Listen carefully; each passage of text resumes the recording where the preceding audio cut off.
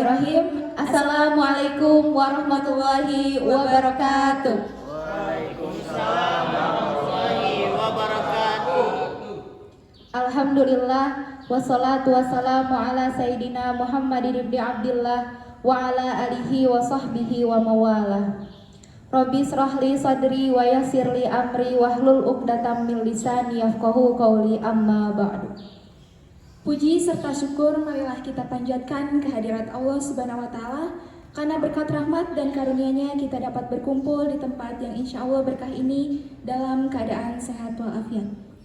Tak lupa salawat serta salam semoga tetap tercurah limpahkan kepada junjungan kita Nabi besar Nabi Muhammad Sallallahu Alaihi Wasallam, kepada para keluarganya, kepada para sahabatnya, kepada tabi'in-tabi'atnya, dan semoga sampai kepada kita selaku umatnya. Amin ya Allah ya Rabbal Alamin. Selamat datang kami ucapkan kepada para hadirin yang berbahagia. Selamat datang kami ucapkan kepada kedua narasumber kita yang terhormat di acara talk show Islami yang berjudul Menikmati Nikmat Allah dengan Cara Bersyukur. Sebelum kami membacakan susunan acara pada pagi hari ini, izinkan saya memperkenalkan diri. Saya Andini Nur Fitri dan saya Alfinia Syafar. Kami yang akan memandu acara pada pagi hari ini dari awal hingga akhir. Mudah-mudahan acara demi acara dapat berjalan dengan lancar. Sebelumnya saya akan bacakan susunan acara pada pagi hari ini. Yang pertama pembukaan, yang kedua pembacaan ayat suci Al-Quran dan sari tilawah, yang ketiga penyampaian materi oleh kedua narasumber kita, dan yang terakhir penutup sekaligus doa bersama. Baik, langsung saja ke acara yang kedua, yaitu pembacaan ayat suci Al-Quran oleh Saudara Burhanuddin Aulia dan sari tilawah bahasa Indonesia oleh Saudari Agnia Nurul Fitri, sari tilawah bahasa Sunda oleh Emil Jamilatun Iswa, dan sari tilawah bahasa Inggris oleh Adisti Siva Fauzia. Kepadanya kami persilahkan.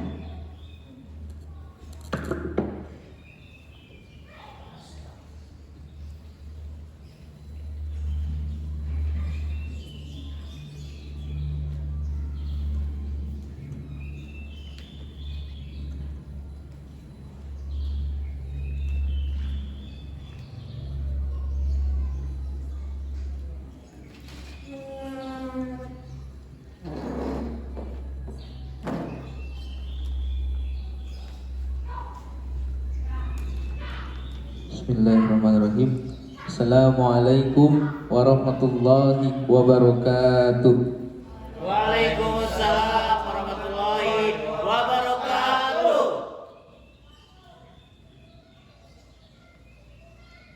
A'udzu billahi minasy syaithanir rajim.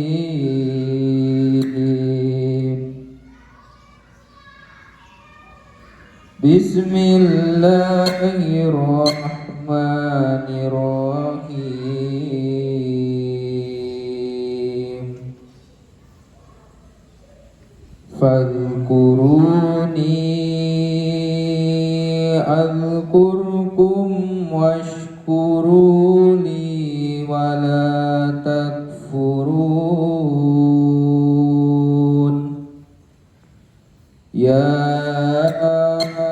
ayyuhalladzina amanu ista'inu bis-sabri was-salah. Innallaha ma'as-sabirin.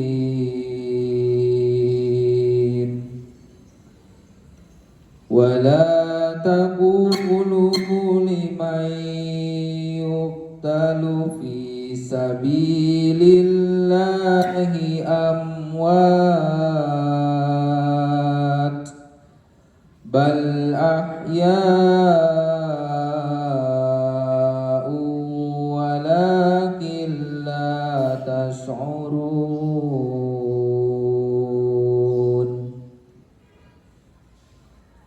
وَلَنَبْلُوَنَّكُمْ بِشَيْءٍ مِّنَ الخوف والجوع من الخوف والجوع ونقص من الأموال والأنفس والثمرات وبشر الصابرين الذين إذا أصابتهم مصيبة قالوا إنا لله وإنا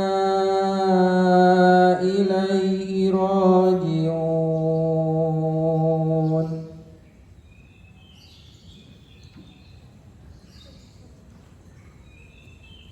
Sadaqallahul Azim. Aku berlindung kepada Allah dari godaan syaitan yang terkutuk dengan menyebut nama Allah yang Maha Pengasih lagi Maha Penyayang. Maka ingatlah kamu kepadaku, niscaya aku ingat pula kepadamu. Dan bersyukurlah kepadaku, dan janganlah kamu mengingkari nikmatku. Hai orang-orang yang beriman, jadikanlah sabar dan sholat sebagai penolongmu. Sesungguhnya Allah berserta orang-orang yang sabar. Dan janganlah kamu mengatakan terhadap orang-orang yang gugur di jalan Allah bahwa mereka itu telah mati. Bahkan sebenarnya mereka itu hidup, tetapi kamu tidak menyadarinya. Dan sungguh akan kami berikan cobaan kepadamu dengan sedikit ketakutan, kelaparan, kekurangan harta, jiwa dan buah-buahan. Dan berikanlah berita gembira kepada orang-orang yang sabar, yaitu orang-orang yang apabila ditimpa musibah, mereka mengucapkan inna lillahi wa inna ilaihi raji'un. Sesungguhnya kami milik Allah dan kepadanya lah kami kembali. Maha benar Allah dengan segala firman-Nya. Kalayan nyebat asma Allah nu maha welas tur maha asih. Kusabab kitu inget ka kami bakal inget oge aranjeun jeung syukuran ka kami jeung ulah ingkar nikmat kami. Hei jalma-jalma anu ariman, jadikeun sabar jeung salat teh penolong. Satemenna Allah marangan jalma-jalma nu sabar.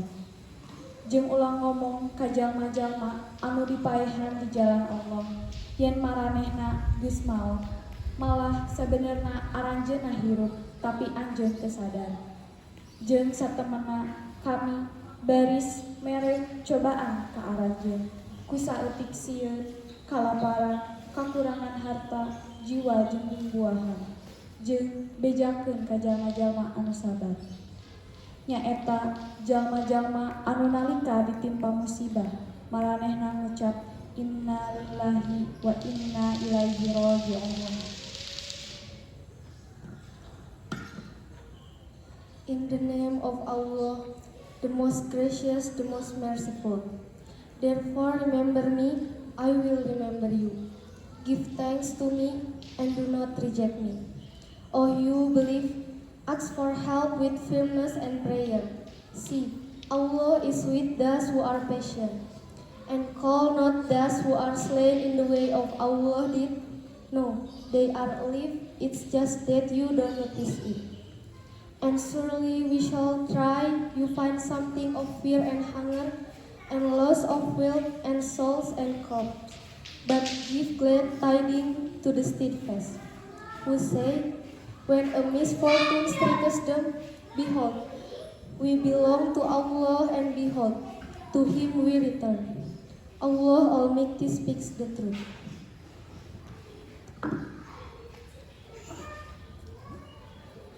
Wabillahi taufiq wal hidayah. Hadanallahu wa iyyakum ajmain. Wassalamualaikum warahmatullahi wabarakatuh. Waalaikumsalam.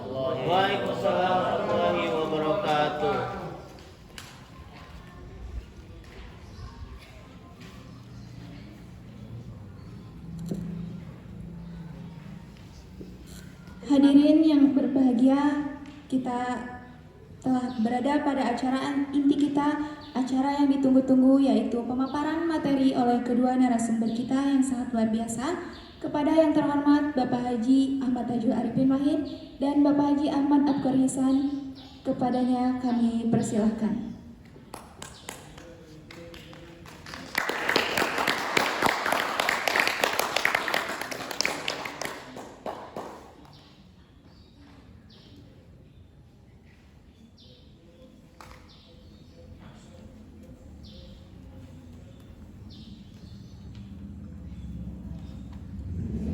Baik, sebelum kita memulai materi pada pagi hari ini, akan saya bacakan CV kedua narasumber kita terlebih dahulu.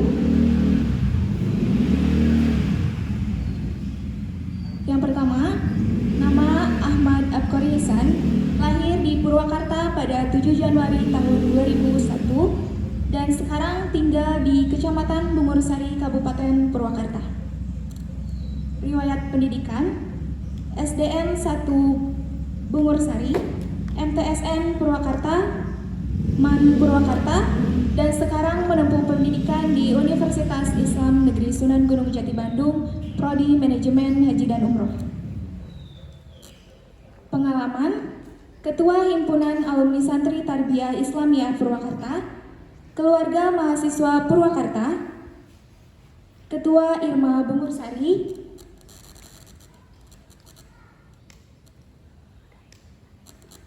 Himpunan Mahasiswa Islam PC Ibnu Purwakarta, Wakil Ketua Gibas Tegalwaru, Laskar Merah Putih Purwakarta, dan beliau pernah mewakili Prodi Manajemen Haji dan Umroh meraih juara 3 lomba orasi dalam Fitcom Festival.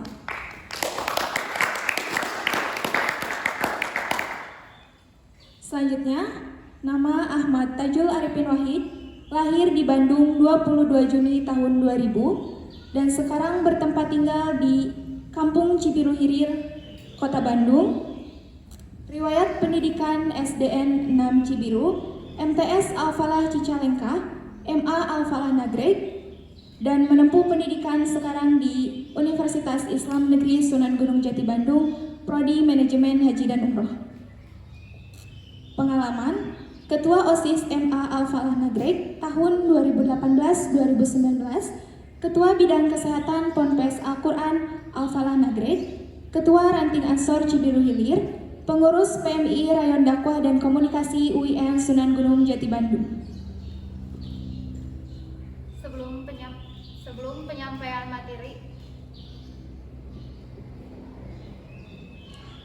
penyampaian materi, mungkin di sini para hadirin bertanya-tanya mungkin ya tentang talk show Islami. Kenapa sih judulnya menikah dengan suku? Apakah ada hubungannya dengan menikah atau ada hubungannya dengan yang lain? Kita langsung saja tanyakan kepada kedua narasumber kita yang sangat luar biasa. Berikan tepuk tangan yang meriah kepada narasumber. Dipersilakan untuk penyampaian materi.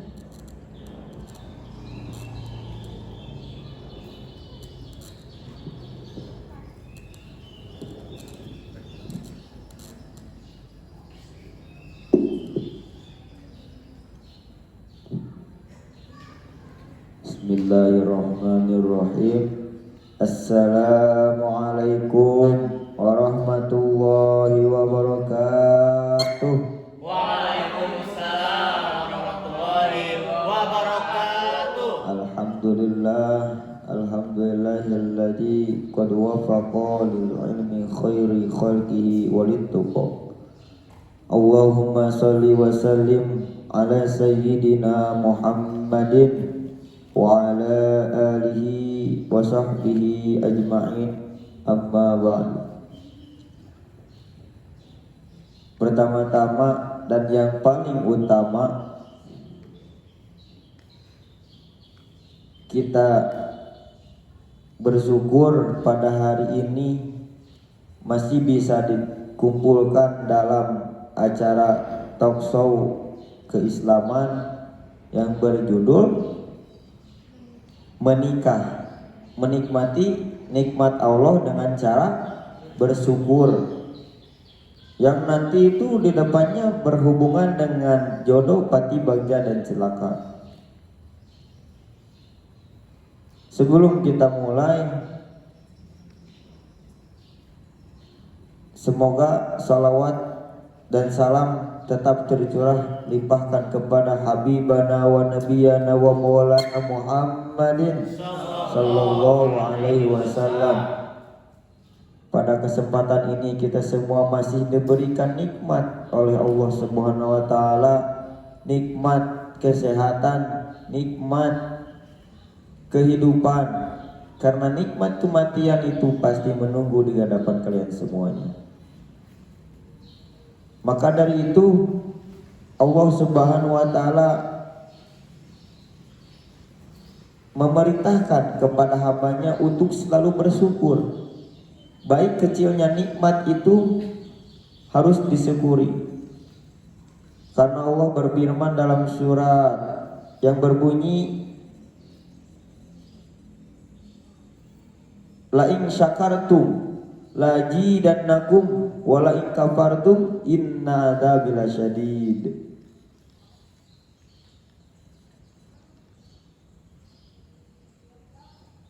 Tiada lain kita semua hikmah dari makna Al-Quran ayat tersebut itu Allah Subhanahu wa taala memerintahkan kepada kita semua untuk bersyukur. Apapun yang menimpa kepada kita semua itu harus diterima dengan rasa syukur. Maupun itu kebaikan maupun keburukan itu harus diterima. Ya, oleh karena itu, kenapa ini judulnya bersangkutan dengan jodoh, rezeki, jodoh, pati bagian dan celaka? Karena di dalam hadis disebutkan dari Ibnu Abbas radhiyallahu an, yang artinya dari Abu Abdurrahman bin Mas'ud radhiyallahu an, ia berkata, Rasulullah sallallahu alaihi wasallam berpetuah kepada kami dan beliau adalah orang yang benar dan dibenarkan. Sesungguhnya penciptaan salah seorang dari kalian dikumpulkan di perut ibunya secara sebagai setetes sperma selama 40 hari, kemudian menjadi segumpal darah, sesudah segumpal darah menjadi segumpal daging. Selama itu kemudian diutus kepadanya malaikat untuk meniupkan ruh kepada dalam kandungan ibu tersebut. Kemudian diperintahkan untuk menetapkan 4 perkara, yaitu menetapkan, yang pertama menetapkan rezekinya, yang kedua menetapkan ajalnya, yang ketiga menetapkan jodohnya atau amalnya, dan yang kelima adalah menetapkan bahagia atau celakanya orang tersebut. Demi Allah, tiada Tuhan selainnya. Sesungguhnya di antara kalian ada yang melakukan perbuatan ahli surga, ada yang melakukan perbuatan ahli neraka. Kalian pilih mau yang mana? Mau menjadi ahli surga, mau menjadi ahli neraka? Itu balik lagi kepada diri kita semua. Dan sesungguhnya di antara kalian ada yang kemudian hari itu masuk ke neraka, dan di antara kalian juga ada yang melakukan perbuatan ahli surga. Dan orang yang melakukan perbuatan ahli neraka hingga jarak antara dirinya dan neraka itu tinggal sehasta. Tetapi ketetapan Allah Subhanahu wa taala mendahuluinya, sehingga ia melakukan perbuatan ahli surga, maka ia masuk kepada ahli surga. Hadis riwayat Bukhari dan Muslim. Apa sih urgensi dari hadis ini? Keistimewaan hadis ini menjelaskan perjalanan manusia dari awal penciptaan hingga akhir kehidupan, sebagai dia hadir di dunia ini hingga tempat tinggalnya yang berakhir, yaitu surga yang memberikan kebahagiaan, atau neraka yang memberi kesengsaraan. Dan hadis ini pun mempunyai pesan-pesan yang memang harus kita renungi ketika peniupan ruh. Ada salah satu pesan di dalam hadis ini menerangkan bahwa para ulama itu sepakat ketika peniupan ruh ke dalam janin terjadi setelah 120 hari sejak terbentuknya janin di dalam rahim ibu itu tersebut, yakni terjadi dalam bulan keempat hingga memasuki bulan kelima. Keterangan ini terdapat di dalam berbagai kitab. Oleh karena itu kebutuhan janin yang bersumber dari ibu harus dipenuhi untuk memperkuat gerakan-gerakan janin di dalam rahim. Dengan demikian tujuan dari masa iddah selama 40 bulan 10 hari bagi istri yang ditinggal mati oleh suaminya adalah untuk memastikan bahwa rahim istri tidak terisi janin atau tidak hamil.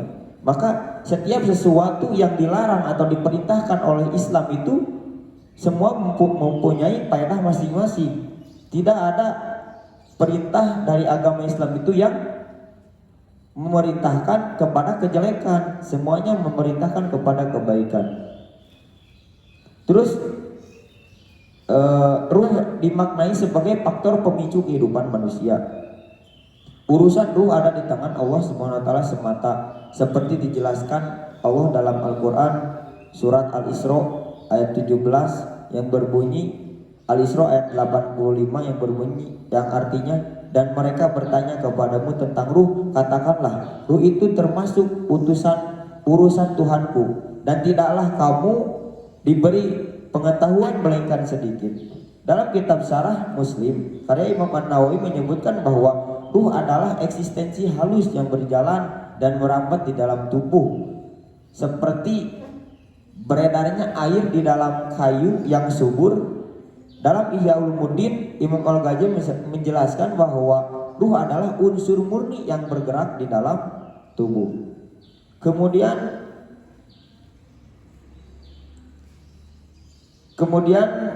tentang hadis ini adalah takdir sebagai alasan. Allah Subhanahu wa taala memerintahkan kepada kita semua itu beriman dan taat kepadanya, serta melarang kita untuk ingkar dan berbuat dosa. Apapun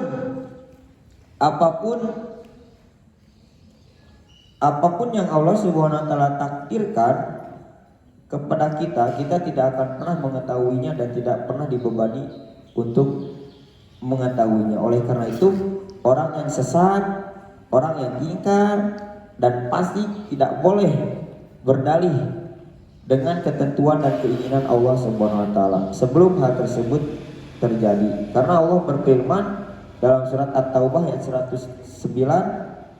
ayat 105, dan katakanlah, bekerjalah kamu, maka Allah dan Rasul serta orang-orang mukmin akan melihat pekerjaanmu itu. Namun setelah perbuatan terjadi, seseorang boleh mengembalikannya kepada takdir Allah Subhanahu wa taala. Karena sikap itu akan membuatnya tenang.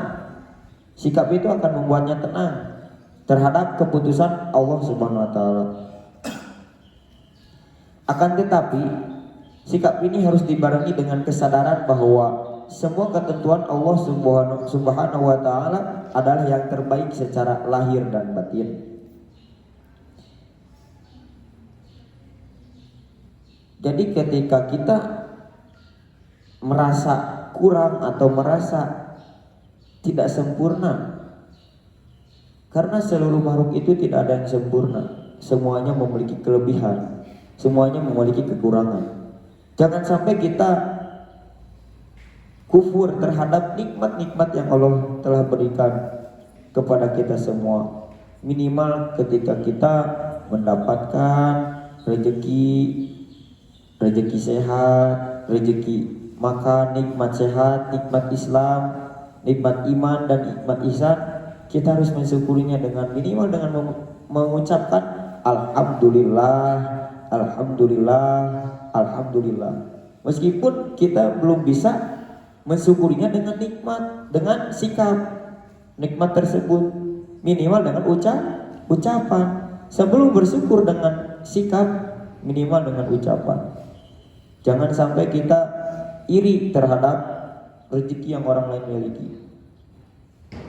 Kita harus bisa menerima semua apa yang telah diberikan kepada kita.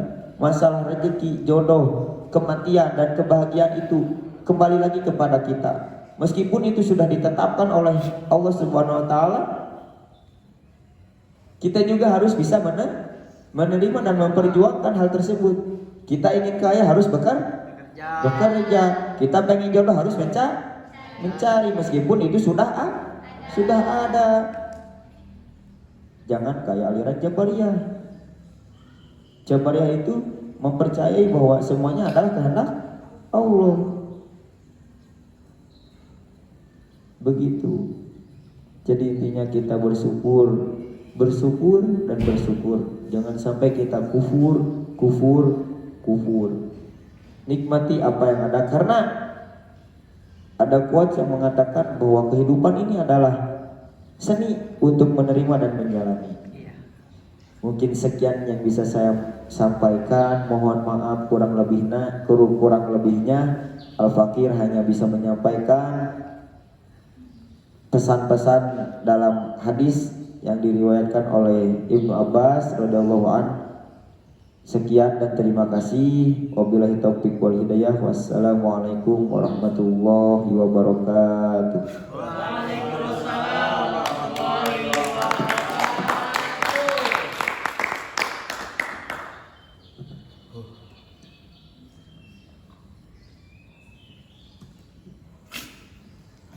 Bismillahirrahmanirrahim.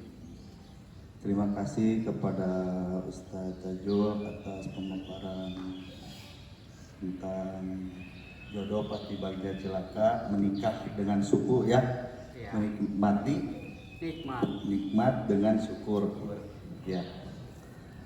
Assalamualaikum warahmatullahi wabarakatuh. Waalaikumsalam warahmatullahi wabarakatuh. Alhamdulillahillazi alama bil qalam, alamal insana ma lam ya'lam. Assalatu wassalamu ala khairil imam wa ala alihi wa sahbil kiram, amma ba'du. Hadirin mukaram nu sami-sami kusingkuri dipikareus dipika cinta. Ini nggak apa-apa ya pakai bahasa Sunda ya Rik ya, karena ini judulnya jodoh pati bagja cilaka. Pembukaan dulu aja bahasa Sunda ya. Para tokoh masyarakat, para tokoh pemuda nu kuring teu diwincik sawiji-wiji, disebut di aut-aut, dibilang diwilah-wilah, anu disiklikna, anu hembak marbayaksa, ka nona-nona anu sehat wal afiat, dugi ka nene nu sehat wal afiat. Alhamdulillah berkat kudrat sareng iradat Allah Zat Nu Maha Kudrat, urang sadaya tiasa kempel dina ieu tempat nu insyaallah masihan manfaat. Sareng jalma-jalmi nu rajin salat, rajin zakat, beramal giat, sanajan seueur tilas jarawat, tiasa ku abdi dijajab ke apotek terdekat.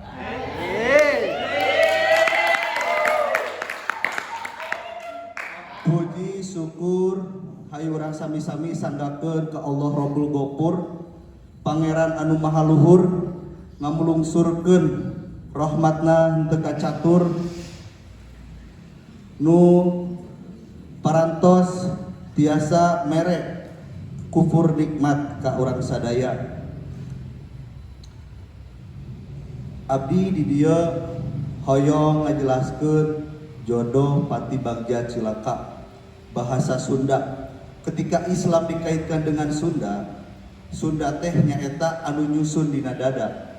Anu nyusun dina dada teh kalimat tauhid la ilaha illallah. Jumlah hurufna aya 12. Lamun cek orang Sunda, cilaka pang badag-badagna cilaka 12. Artina rungka dina dada, leungit dina hate. Margi aya bahasa ngunjung ulah ka gunung, muja ulah ka sagara, ngunjung ka bapa jeung indung, muja ka Allah Subhanahu wa taala. Margi itu ibu rama wajib dipusti-pusti tapi haram dipigusti. Orang sadaya tiasa ngabedakeun antara memahami persoalan itu dengan ilmu. Di dia abdi ingin sedikit membahas tentang ilmu.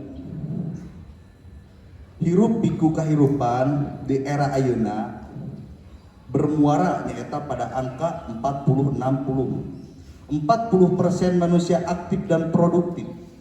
Mereka adalah pekerja otak dengan basis sains dan teknologi yang diintegrasikan perekonomian oleh sistem bangsanya. Sedangkan 40% sisanya hanyalah manusia penggembira yang hidup sungkan mati tak mau. Model angka 40-60 ini di era modern sekarang menuju pada angka 20-80. 20% manusia aktif, 80% manusia penggembira. Angka 20-80 ini yang berada di dunia sebelah selatan. Indonesia yang berada di dunia sebelah selatan sangat boleh jadi menjadi penyumbang angka 20-80 tadi.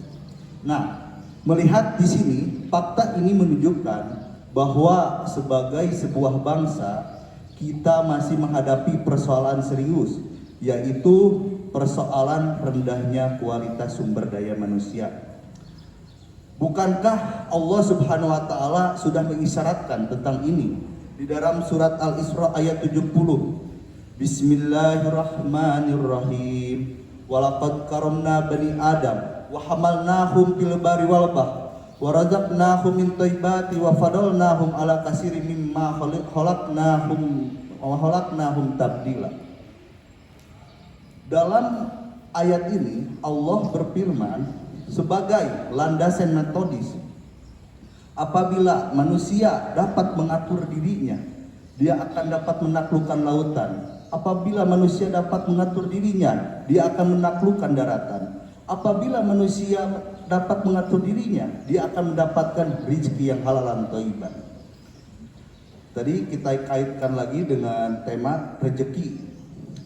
Jadi kalau kita menjadi orang yang lurus, menjadi orang yang tidak berbelok, dan tadi dapat mencari ilmu dengan yang baik dan benar, kita akan mendapatkan semua satu kehalalan dan rezeki yang kehalalan yang thayyiban.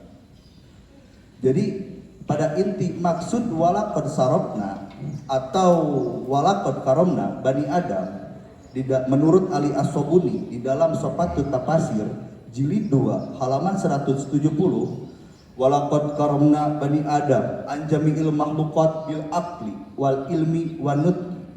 Kalau manusia mampu mengoptimalkan 3 potensi pemberian ilahi ini, maka dia dijamin akan berilmu tinggi, yaitu 1 potensi akal yang berkedudukan vertikal, 2 potensi kolbu yang berkedudukan horizontal, 3 potensi sosial yang berkedudukan komunal. Nah, pantas saja Rasulullah Shallallahu Alaihi Wasallam menggambarkan antara orang berilmu dan orang yang tidak berilmu. Qafaril qamar lailatul badri ala sairil kawakib. Perumpamaan orang berilmu dan orang yang papak pengetahuan bagaikan laksana rembulan yang mampu mengalahkan jutaan kemilau bintang di angkasa luar. Oleh karena itu, di sini kita harus menjadi ilmuwan yang handal. Nah, di dalam surat At-Taubah ayat 122 Allah berfirman menjelaskan pada ayat ini tentang pentingnya kita berilmu, mencari ilmu sampai kemanapun itu, walaupun sampai ke negeri Cina katanya. Nah, maksud pada ayat ini sebagai landasan pembenaran Rasulullah, sebagai pembenaran sikap Arab Badawi yang memilih tafaqqufid dibanding ikut berperang bersama Rasulullah Shallallahu Alaihi Wasallam. Maksud tafaqqufid di dalam tafsir Al-Quranul Azim menurut Imam Ibnu Katsir, liya lamama anzalallahu liya nabihim. Maksud tafaqqufid secara paradigma mempelajari semua ilmu yang diturunkan oleh Allah kepada para nabinya. Secara filosofis, maksud paradigma tafakuh fiddin mempelajari semua ilmu yang diturunkan oleh Allah Subhanahu wa taala, mau itu berbasis teosentris maupun berbasis antroposentris. Setelah kita memiliki ilmu, setelah kita mempunyai ilmu, selanjutnya tugas kita adalah mengamalkannya dan mengajarkannya. Bukankah Syekh Jubat telah berkata, apabila orang berilmu dia tidak mengajarkan dan mengamalkannya, maka lebih dulu disiksa dari api neraka dibandingkan dengan orang yang menyembah patung berhala. Oleh karena itu di sini sebagai integrasi antara ilmu dengan amalnya, antara interilmu dengan amalnya menjadi, sehingga amalnya menjadi amaliyah, ilmunya menjadi ilmu yang ilmiah. Nah, jadi di sini bukan lagi membedakan antara ustadz dengan guru, antara kitab dengan buku, antara madrasah dengan sekolah, antara pekerja tani dengan pekerja guru agama, karena maksud kembali kepada paradigma tafakuh fiddin, yaitu mempelajari semua ilmu yang Allah turunkan. Oleh karena itu kita sebagai profesi, sebagai guru, sebagai pengajar, sebagai pencari ilmu, kita jangan pernah merasa rendah diri, jangan pernah merasa diri kita selalu kurang, diri kita selalu tidak baik. Akan tetapi profesi ini profesi yang sangat mulia di hadapan Allah dan juga masyarakat, di hadapan umat. Sehingga kalau kita mampu menguasai 3 tadi potensi, satu yang tadi bil qobli, bil ilmi, dan selanjutnya yang tadi sosial komunikasi. Nah, oleh karena itu terakhir saya ingin berpesan kepada teman-teman sekalian untuk mengoptimalkan 3 potensi yang tadi. Nah, untuk terakhir saya penutup, teman-teman, saya di sini ingin mengajak kepada teman-teman untuk mengolah 5. 1. Olah rasa supaya iman melekat. 2. Olah rasio supaya ilmu meningkat. 3. Olah rasa supaya iman meningkat. 4. Olah usaha supaya ekonomi kuat. 5. Olah diri supaya hati kuat. Wabillahi taufiq wal hidayah. Wassalamualaikum warahmatullahi wabarakatuh. Terima kasih Pak Ustadz Haji Ahmad Abu Khari. Masya Allah, tabarakallah. Memang beliau ini dengan ilmu-ilmu yang luar biasanya. Semoga kita semua bisa mengamalkan apa yang beliau sampaikan dan kita bisa menerima pesan-pesan dakwah dari beliau. Jadi yang dari awal itu tentang jodoh pati bagja cilaka itu sangat berkaitan dengan ilmu, karena semua yang 4 itu didasari dengan ilmu. Dan syukur pun kita harus memakai ilmu, karena pentingnya ilmu itu dalam hadis disebutkan utlubul ilmi ilalah di minal mahdi. Carilah ilmu dari buayan ibumu sampai dalam liang lahat. Itu saking dipentingkannya ilmu. Maka dari itu tadi MC bertanya apakah ada kaitannya dengan menikah? Ya tentu ada, karena kan tadi ada rezeki jodoh pati bagja cilaka. Ya mungkin sekian dari kami, dari kita berdua. Saya Ahmad Tajul Arifin Wahid dan beliau Ahmad Abgori Hisan. Sekian yang bisa kami sampaikan. Terima kasih. Wassalamualaikum warahmatullahi wabarakatuh. Untuk selanjutnya kita buka sesi tanya jawab atau diskusi. Kita diskusikan apa yang telah kami sampaikan.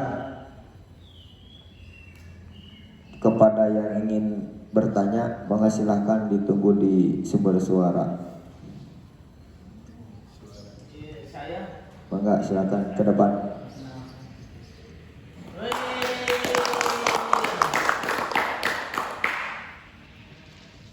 Bismillahirrahmanirrahim.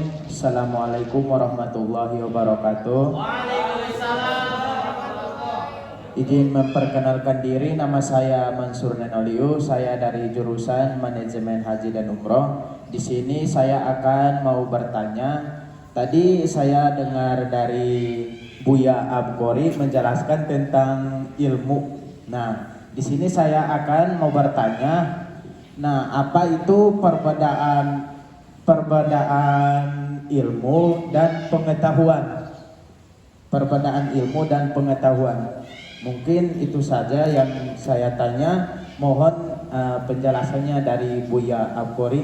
Mungkin beliau lebih paham dari itu. Terima kasih. Assalamualaikum warahmatullahi wabarakatuh. Baik, terima kasih. Sangat bagus pertanyaannya dari saudara Mansur Nenoliu.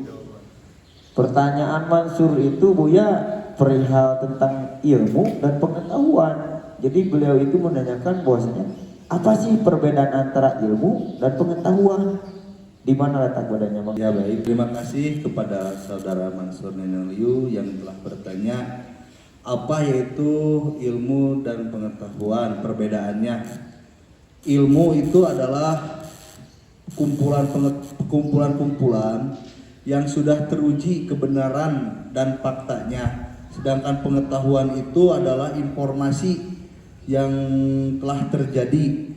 Jadi antara ilmu dan pengetahuan itu harus dikorelasikan dalam kehidupan kita. Seperti kita begini,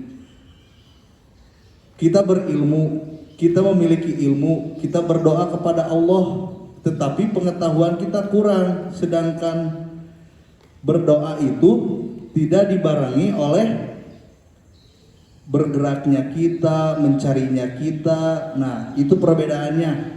Seperti gini, pada zaman Khalifah Umar bin Khattab, ada seorang pemuda duduk termenung di atas sajadah, berdoa kepada Allah sambil menangis. Allahumma rzuqni, Allahumma rzuqni, Allahumma rzuqni.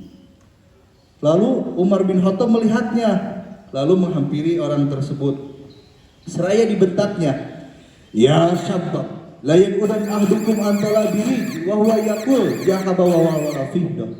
Hai pemuda, janganlah kau duduk termenung di atas sajadah, sedangkan hujan tidak akan menurunkan emas, langit tidak akan menurunkan dirham secara tiba-tiba. Nah, pemuda itu cukup berilmu, dia berdoa kepada Allah, dia meminta kepada Allah, cukup secara teori. Tetapi secara pengetahuan dia tidak mengetahui apa yang harus kita cari, apa yang harus kita lakukan, apa yang harus kita menjadi rezeki itu datang kepada kita. Nah, mungkin itu dapat menjadi jawaban pertanyaan dari saudara Mansur. Cukup sekian dari saya. Bagaimana, Sur? Alhamdulillah sangat mengerti. Ya, baik. Terima kasih kepada saudara Mansur.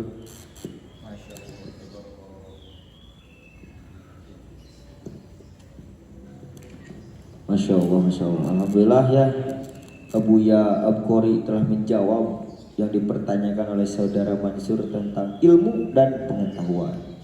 Jadi kita harus bisa membedakan antara ilmu dan pengetahuan. Sedikit menambahkan, Abu ya. Jadi ilmu pengetahuan itu yang memang sudah memenuhi syarat ilmiah dan sudah melewati metode pembuktian dan sifatnya objektif. Contohnya ilmu kedokteran, ilmu biologi, ilmu matematika. Sedangkan pengetahuan itu adalah sesuatu yang bersifat subjektif atau belum teruji kebenarannya secara ilmiah, baru berupa informasi yang diketahui. Itu singkatnya Mansur. Semoga bisa dapat dipahami. Semoga kalian tidak puas dengan jawabannya karena kita bukan alat pemuas. Apalagi barangkali ada yang ingin dipertanyakan kembali dari audiens semuanya. Karena waktu kita sebentar lagi, barangkali bisa ada. Ya silakan Ibu Haji Hagnia ke depan.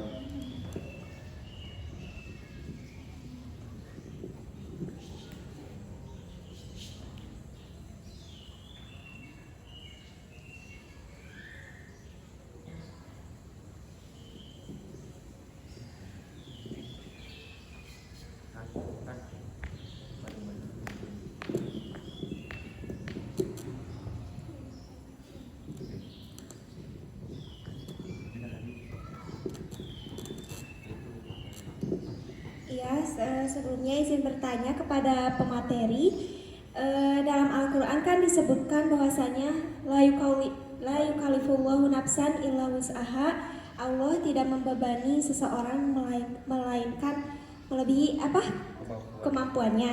Nah, pertanyaannya, kalau misalkan Allah itu tidak menguji melebihi kemampuan hambanya, kenapa banyak orang yang kalau misalkan lagi dapat musibah atau celaka, ada yang sampai depresi, ada yang sampai gila malahan gitu kan, berarti itu sudah melebihi batas kemampuan hambanya kan gitu. Terima kasih.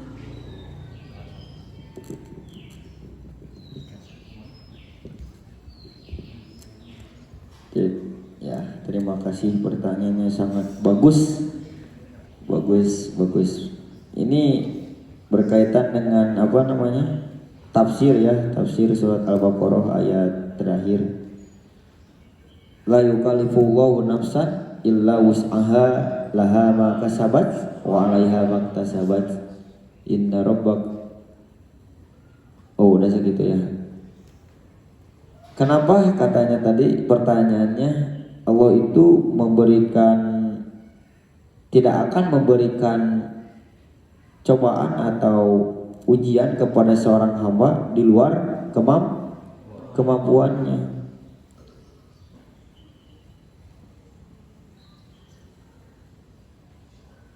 Itu bisa kita pahami dengan logika sendiri. Logika kita semua bisa mengerti Allah itu tidak akan membebani seseorang di luar kemampuan bebannya. Kalau misalkan kita diberikan sesuatu yang memang kita tidak mampu, jangan merasa tidak mampu kalau misalkan kita belum menjalaninya. Coba hadapi dengan semampunya kita. Kalau misalkan kita mempunyai sekian, maka memang kemampuan kita pun segitu. Tidak bisa dipaksakan, karena memang tidak salah juga itu kan. Sudah pas itu. Allah ketika memberikan masalah sebesar apapun masalah kepada kalian, Allah itu sudah memberikan dengan sesuai kemampuannya.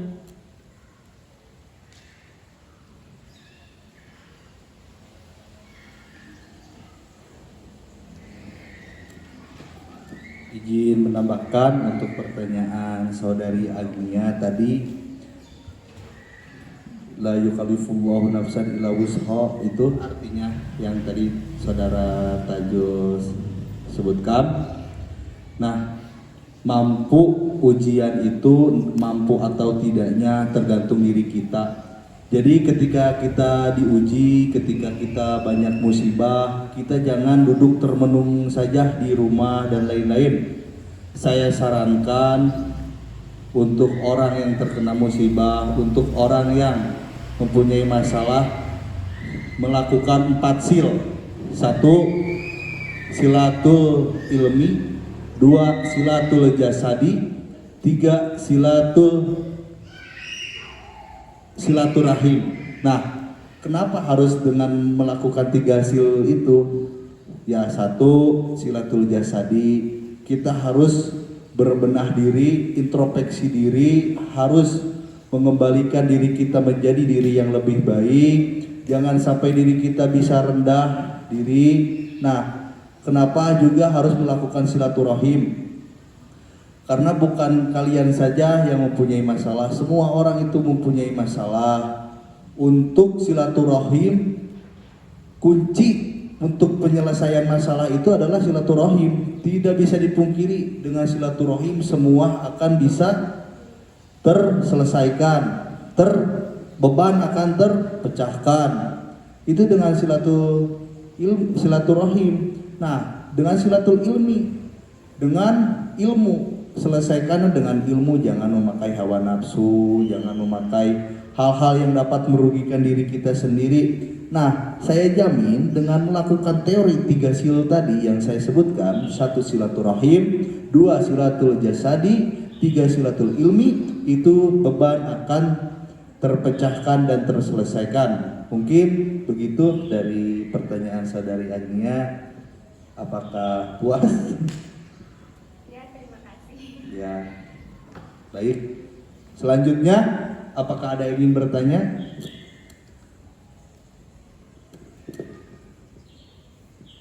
Mungkin sekian dari kami, dari kita berdua. Saya Ahmad Tajul Arifin Wahid dan beliau Ahmad Abgori Hisan.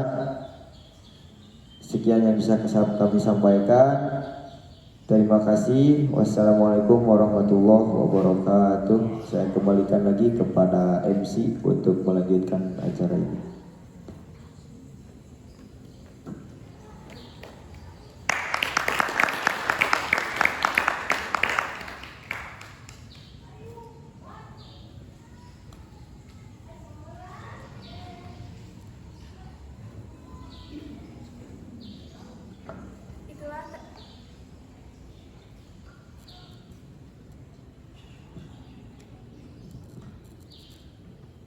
Itulah tadi penyampaian materi oleh kedua narasumber kita. Terima kasih kepada Bapak Haji Ahmad Tajul Arifin Wahid dan Bapak Haji Ahmad Abgor Hisan. Gimana para hadirin penyampaian materi oleh kedua pemateri kita? Apakah sangat dapat dimengerti? Jadi tadi ada kaitannya nggak sama menikah? Ya, jadi benar-benar ada kaitannya ya, karena materi kita pada hari ini tentang jodoh, pati, bagja, dan rezeki dan cilaka.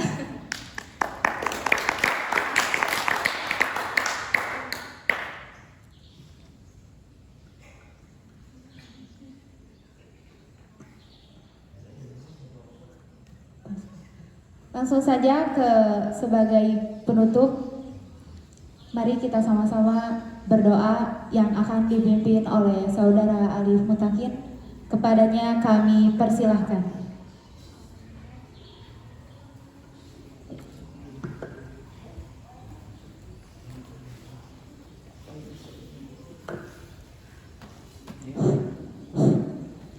Bismillahirrahmanirrahim. Assalamualaikum warahmatullahi wabarakatuh.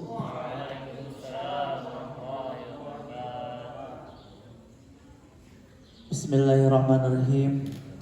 Allahumma salli ala Sayyidina Muhammad. Allahumma salli wa sallim wa barik. Amin. Alhamdulillah hamdan yuafi ni'amahu wa yukafiru majidah. Ya Rabbana lakal hamdu kama yanbaghi li jalali wajhikal karim wa 'azimi sultanik.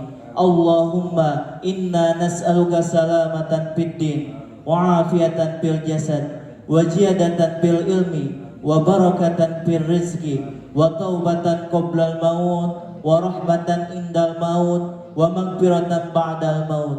Allahumma hawwin alaina fi sakaratil maut wan najata minan nar wal afwa indal hisab. Allahumma inna nas'aluka ilman nafi'an wa amalan mutakabbalan wa rizqan thayyiban. Allahumma afina fi badani. Ya Allah, sehatkanlah badan kami. Allahumma afina fi sam'i. Ya Allah, sehatkanlah penglihatan kami. Allahumma afina fi basari. Ya Allah, sehatkanlah pendengaran kami. Rabbana waj'alna muslimaini laka wa min dzurriyyatina ummatan muslimatan lak warina manasikana wa tub alaina innaka antat tawwabur rahim. Rabbana wab'ats fihim rasulan minhum yatlu alaihim ayatika wa yu'allimuhumul kitaba wal hikmah wa yuzakkihim innaka antal azizul hakim. Rabbana atina min ladunka rahmah wa hayyi' lana min amrina rasada. Rabbana atina fid dunya hasanah wa fil akhirati hasanah wa qina adzabannar walhamdulillahi rabbil alamin. Al-Fatihah. A'udzu billahi minasyaitonir rajim. Allahumma iyyaka na'budu wa iyyaka nasta'in. Shiratal ladzina an'amta 'alaihim. Syukran. Wassalamualaikum warahmatullahi wabarakatuh.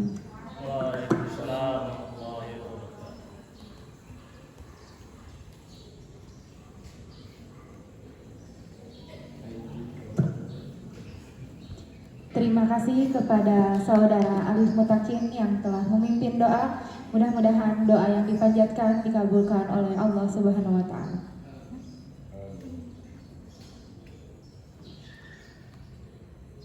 Hadirin yang berbahagia, kita telah sampai pada penghujung acara. Mudah-mudahan acara dari pagi sampai sekarang yang kita jalankan dapat bermanfaat dan dapat kita amalkan bersama-sama.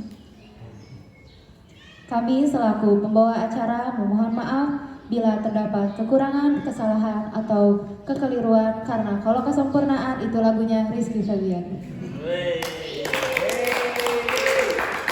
Akhir kata kami ucapkan terima kasih. Wassalamualaikum warahmatullahi wabarakatuh. Waalaikumsalam.